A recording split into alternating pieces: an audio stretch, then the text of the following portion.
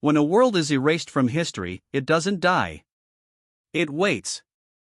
The year was 9923 AG, after Genesis, the age when humanity's scattered children ruled the stars. From the frozen citadels of the Andrus Belt to the shining domes of Elis Prime, the descendants of Earth had forgotten their cradle. Forgotten or been forced to forget. At the heart of the Orion conflux, the Galactic Council gathered within the glass spires of the Echelon Citadel, a city suspended above the eternal storm clouds of Varnes 9. There, under a sky that burned violet with ion fire, the Council prepared to do the unthinkable, condemn a planet that no longer even appeared on their maps. 12 chairs. 12 voices. And one name whispered in dread: Terra. The High Chancellor, a woman of ageless poise named Mirelle Solane, stood before the holographic sphere of the condemned world. It flickered between data streams, oceans, continents, and then, emptiness. Terra, she said, her voice echoing through the amphitheater. The origin of mankind. The source of our first sins. Around her, murmurs rippled through the assembly. Scholars, admirals, and gene-augmented senators, all hesitant to speak aloud what they'd only read in forbidden archives. From the lower tiers, Commander Elias Rourke shifted uneasily. His uniform, black with silver trim, marked him as a representative of the Stellar Vanguard, the Council's military arm. His jaw tightened. He'd seen the files. The ruins. The silence. "Madam Chancellor," he said. "If Terra has been lifeless for 5 millennia, why condemn it now? Why fear dust?" Mirelle's gaze turned toward him, hard and hollow. "Because the dust has begun to move." A tense stillness fell. She gestured, and the sphere magnified, showing images captured by deep-range probes, monolithic structures rising from continents once buried. Symbols etched in languages older than humanity's written memory. And in the polar wastes, vast chambers pulsing faintly beneath ice. "The sleepers of Terra have awakened," Mirelle said. "And they are not ours." The chamber erupted with voices. "Impossible. Ancient myth. A fabrication by rogue AI." But Elias saw the data: thermal readings, gravitational anomalies, seismic patterns forming words in coded resonance. Something was speaking through the planet itself. The Chancellor raised her hand. "The Council's decision is unanimous. Ancient Terra shall be quarantined and obliterated under Protocol Obsidian. All travel to Sol Sector is forbidden." Her words hung like a death sentence. Hours later, in the shadowed corridors of the Citadel, Elias walked alone. His boots echoed against the obsidian glass floor, every step heavy with questions. Why now? Why hide the truth of humanity's cradle for so long? He stopped at an observation window. Beyond it, the storm planet of Varnes boiled with electrical veins. The void beyond shimmered with distant constellations, each a colony that believed itself free, while chained to a lie. He heard a soft voice behind him. "You don't believe the Chancellor." He turned. Dr. Lena Ward, xenolinguist, scholar of forbidden myth, stood in the doorway. Her eyes were tired, but sharp, like someone who'd stared too long into the past. "I believe what I've seen," Elias said. "And I've seen fear in the eyes of people who rule 1,000 worlds." Lena stepped closer, lowering her tone. "You've seen only what they allowed. I've been studying fragments from the old archives, the Terran codices. There's something the Council won't admit." "What is it?" She hesitated, glancing at the darkened corridor as if the walls themselves could hear. "The sleepers weren't alien, Elias. They were human. The first humans. Preserved beneath the surface since before the wars that erased Terra." Elias frowned. "You mean, people from the Origin era?" "No. Not people." Her voice trembled. "Architects. The ones who built us." Lightning flared outside the window, illuminating her face, a mixture of awe and dread. Later that night, the Council's order rippled through the fleet. Battlecruisers assembled at the edge of Sol, their hulls gleaming under the cold light of an ancient sun. Operation Obsidian had begun. From the flagship Vigilant, Commander Elias Rourke watched Earth, Terra, appear in the viewport for the first time in history. It was beautiful. Blue, fragile, haunting. And yet, alive. Sensors spiked. Gravitational flux. Electromagnetic bursts. A hum, deep and resonant, echoing through the ship's hull. The crew froze. "What is that sound?" whispered the helmsman. Elias could feel it in his chest, like a heartbeat beneath the planet's surface. A pulse older than civilization. Suddenly, the lights dimmed. Systems flickered. Then every ship in the fleet received the same transmission, a voice. "Human. Come. Ancient. We are awake. You have forgotten your beginning. But your end remembers." Alarms blared. The Council's network collapsed in cascading failures. And from beneath Terra's surface, massive structures, thousands of miles across, rose through ocean and mountain, cutting through the clouds like titans of stone and light. The sleepers were not machines. Not flesh. Something in between. Their eyes shone like molten glass, and their voices resonated across space. Elias stared, frozen, as one of them looked directly toward his ship. "Commander," Lena whispered beside him. "They know who we are." Then the stars themselves seemed to tremble. In the council chambers on Varney's 9, panic had replaced protocol. Worlds were going dark. Communication relays screamed with distortion. Reports of awakening phenomena spread like infection, civilizations halting mid-sentence, cities losing power, oceans glowing under alien constellations.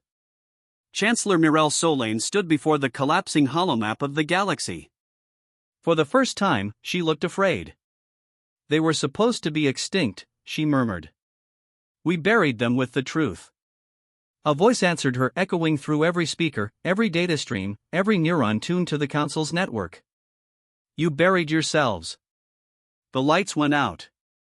Elias and Lena watched from orbit as Terra's atmosphere shimmered with auroral fire. Across its continents, massive geometric patterns ignited, circles and spirals too vast to comprehend. Lena gripped the console. "They're rewriting the planet's biosphere. Turning it into something else." "Into what?"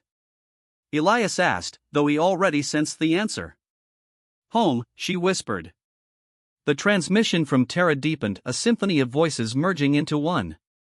"The age of exile is over. The children return to the womb." And then, in the vast silence of space, something impossible occurred. The stars around Sol began to dim one by one until only the blue world remained illuminated. Elias closed his eyes, realization dawning like a wound. "They're not reclaiming the galaxy," he said quietly. "They're remaking it." Lena turned to him, tears glinting under the dying starlight. "Then the Council was right to fear them. They built us in their image, but not in their likeness. That was our first sin." Fragment from the Terran codices. The galaxy convulsed. Across the outer sectors, quantum gates flickered and died, their light collapsing into silence. Entire worlds were cut off, adrift in the dark. The Council network, once the nervous system of 1,000 civilizations, was fracturing, neurons snapping, memories erasing. And at the center of it all, ancient Terra glowed with living fire. Commander Elias Rourke stood on the bridge of the Vigilant, surrounded by the ghostly reflection of that burning planet. His crew moved like shadows, silent, terrified. Instruments failed, readings contradicted themselves. The planet's surface no longer obeyed physics as they knew it. Dr. Lena Ward leaned over the console, her hands trembling. "Elias, the tectonic grid's reconfiguring. The entire crust is shifting like a living organism." He stared at the holographic projection, mountain ranges folding inward, oceans draining into vast spirals, landmasses reforming into symmetrical patterns visible from orbit. "It's constructing something," he said softly. "Or remembering it." The ship's AI flickered online, voice distorted. "Warning, biological signatures detected in upper atmosphere. Unknown composition. Origin, Terran core." Elias exchanged a look with Lena. "Open a visual feed." The viewport darkened to filter the glare, revealing the impossible, forms rising through the clouds. Humanoid in shape, but vast, their bodies sculpted of metallic stone and light, as if the planet itself had given birth to them. Dozens at first, then hundreds, ascending into orbit in solemn silence. Each bore markings in fractal geometries that pulsed with pale gold luminescence. The architects had awakened. Lena whispered, the myths said they shaped the first civilizations, then put themselves to sleep when humanity became too violent to follow their design. Elias frowned. And the council erased them. Buried them along with Terra. He turned toward the comms officer. Send a message to the council. Priority Alpha 1. Sir, there's no council left to contact. The words hit like ice. Elias stepped closer. Explain. The officer swallowed hard. Transmission relays across the core worlds are dead. Varnes 9, Ellis Prime, Kauron Reach, gone dark. We're picking up distress signals, but they're incoherent. Something's rewriting their systems. Lena looked back toward the planet. It's not just the systems. It's rewriting life. On Varnes 9, the once mighty Echelon Citadel had become a monument of silence. The Council's floating city drifted through the storm clouds, its lights extinguished. Chancellor Mirelle Solane wandered through the grand chamber where she had once ruled an empire of stars. Now only shadows and static remained. The holomaps flickered, stars fading out one by one. Each time a light vanished, she could feel it, like nerves severing from her body. Her aide, Captain Rhys Talden, stumbled in through the shattered doors, uniform burned, eyes wild. Madam Chancellor, communication from the outer spheres. Before it died, they said the sleepers have entered orbit around every human world.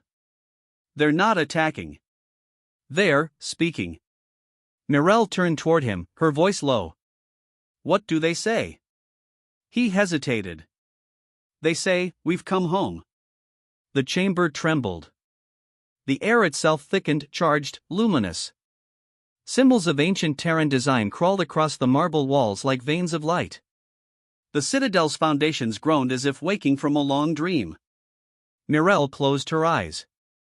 So this is judgment.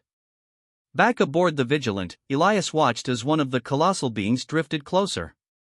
Its face, or what resembled one, was smooth, expressionless, carved from translucent crystal that glowed from within. The comms flared with resonance, no language, no frequency, only presence. The air shimmered, and suddenly, a voice filled the bridge, vibrating through every bone. Elias Rourke. You are the echo of our making. Every console flickered, displaying streams of Terran script. Lena gasped. It's addressing you directly. Elias stepped forward, heart pounding. Who are you? We are what remains of your beginning. You were born from our image, then cast us into myth. You built empires on our silence. Now the silence ends. Lena's voice trembled. If you're the architects, why return now? Because your kind condemned their mother. They called her dead. They chained her name beneath laws and lies. Terra remembers. Outside, lightning danced across the planet's atmosphere like veins awakening under flesh.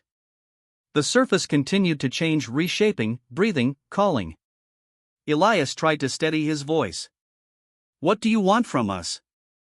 To finish what we began. Then the connection broke. Hours passed in chaos. Ships malfunctioned as gravitational tides twisted through the Sol system. Every attempt to flee failed, the jump drives wouldn't respond. Some vessels simply vanished, absorbed into radiant fields of light. Others turned toward Terra as if compelled by unseen gravity. Lena studied the last surviving data stream. The architects are constructing a lattice orbital rings, energy conduits, maybe even gateways. It's spanning the entire system. Elias stared at the image. A machine the size of a star. No, Lena said quietly. A resurrection. He turned toward her. Of what? She looked at him with eyes hollowed by realization. Of the species we were supposed to be. The words settled like ash. Meanwhile, in the ruins of the Citadel, Chancellor Mirelle watched as the storm outside parted for the first time in centuries. Above the clouds, she saw them, massive figures of light forming a circle in the sky. A voice reached her mind. Come. Infinite. You sought to govern creation. You forgot you were created. Tears welled in her eyes. If this is the end, let it be just. There is no end. Only remembrance. The city disintegrated into dust. Elias sat alone in his quarters aboard the Vigilant, the ship trembling under waves of gravitational resonance. He played an old Earth melody, one of the few recovered from forbidden archives.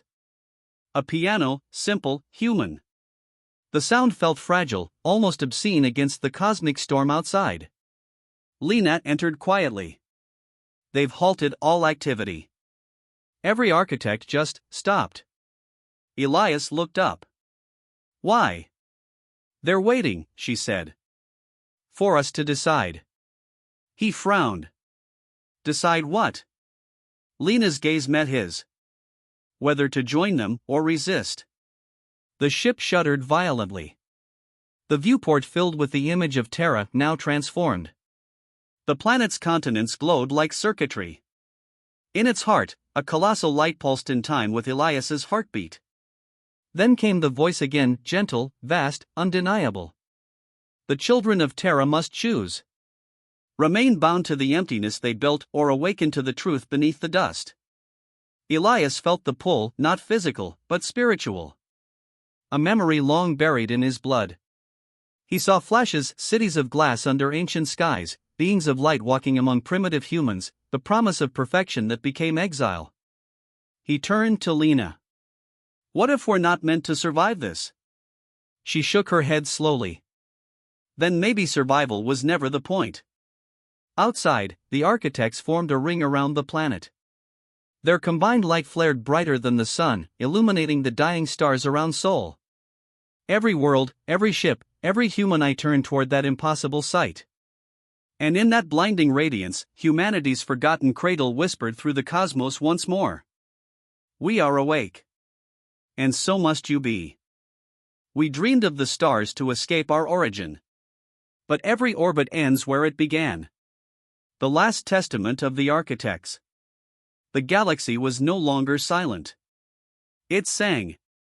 A deep, resonant harmony echoed through the vacuum, inaudible to the ear, yet felt in every cell, every thought. From the furthest colonies of the Perseus verge to the broken ruins of the core worlds, humanity trembled beneath the same sound, Terra's awakening. The planet that had been forgotten, condemned, and erased now shone brighter than a sun. Its continents pulsed with radiant geometry, its oceans shimmered with alien fire. Above it, a ring of titanic beings, the architects, stood vigil, their voices weaving through space like threads of memory. On the bridge of the Vigilant, Commander Elias Rourke and Dr. Lena Ward watched the transformation unfold. The crew had stopped trying to make sense of it hours ago. There was no protocol for watching gods reclaim the cradle of mankind. Energy readings are off the scale, Lena murmured, eyes scanning the fluctuating graphs. If this continues, the system's star won't survive. The architects are drawing power from Sol itself. Elias didn't answer. His gaze was fixed on the planet, the way its new surface glowed with patterns, spirals, lattices, and lines connecting to the orbital ring. They're building something, or awakening something inside Terra. Lena turned toward him, voice quiet. We should decide soon. If we stay here, we might not make it out. He smiled faintly. If the architects wanted us dead, we'd be gone already. Then what are they waiting for? Before he could answer, the ship's systems flickered, and that same voice returned, ancient, layered, infinite. Elias Rourke. Lena Ward. You carry the fragment of our design. The last spark of what was meant to be. Lena froze. They're speaking to us again. The council condemned their mother and chained the truth. But you came back. You have seen. Now choose, live as the exiles of your own creation, or awaken as the heirs of Terra. The voice faded, leaving a silence so vast it seemed to swallow the ship. Elias stared out the viewport. Heirs of Terra. What does that even mean? Lena's eyes filled with something between awe and fear. It means they want to remake us, to bring humanity back to what we were before the Council rewrote our code. Rewrite us? He asked sharply. That's not salvation, that's extinction. Or rebirth, she whispered. Far below, the planet itself stirred. Deep beneath the crust, colossal engines of unknown origin roared to life, machines older than the human genome, older than language itself. They pulsed in synchronization with the architect's light. The planet's magnetic field reversed polarity. The moon cracked, spilling rivers of molten glass across the void. Terra was not dying. It was becoming. Across the galaxy, other human worlds felt the call. Billions fell into sudden trances, their dreams filled with visions of oceans and skies they had never seen. Some began to speak in tongues older than civilization. Others simply walked outside, staring upward, waiting for something they could not name. On Ellis Prime, entire cities halted mid-motion. Citizens froze where they stood, eyes glowing faintly blue. When sensors scanned them, their neural patterns pulsed in perfect rhythm with Terra's frequency. The return had begun. On the Vigilant, chaos spread. Systems failed as gravitational distortions warped the ship's orbit. The helmsman shouted, "We're being pulled in. The planet's gravity well is expanding. Engines full reverse." Elias ordered, but the thrusters responded with static. Lena's voice cut through the noise. "Elias, look." Outside, the architects were moving not away, but inward, forming a vast circle around the planet. Between them, lines of light stretched like threads of silk, connecting one to another until a web encompassed the entire world. "They're sealing it," Lena whispered. "Creating a containment field." "For what?" Elias demanded. Then, without warning, every console went black. Darkness. And then a vision. Not through eyes, but through memory. Elias stood on a shore of silver sand under a sky that wasn't real. Before him towered a being of light, human in outline, but impossibly vast. "This is not destruction," the being said. "It is the return." He felt the weight of every life, every civilization born from Terra's dust. He saw the moment humanity left their home, the wars that shattered it, the council that buried its name to escape the guilt of creation. "You were made to inherit the stars," the voice said. "But you forgot who gave you the sky." Elias fell to his knees. "Then what are you? Gods?" The being's light dimmed to a soft glow. "Parents. Teachers. And now, witnesses." The vision shattered. He gasped, back on the bridge, lungs burning. Lena was beside him, tears streaking her face. "I saw them," she whispered. "Not as monsters, as our origin. They're not destroying us. They're offering us a choice, to remember what we were, or vanish with what we became." Outside, Terra blazed brighter, light spilling across the void. The Vigilant trembled violently, alarms wailing. "Commander," the helmsman cried. "We're crossing the event horizon." Elias rose to his feet. "Hold course." "What?" He looked at Lena. "If this is the end, I want to see what it really means." The ship descended, drawn into the luminous storm. The light consumed everything. Time unraveled. The crew felt no pain, only memory.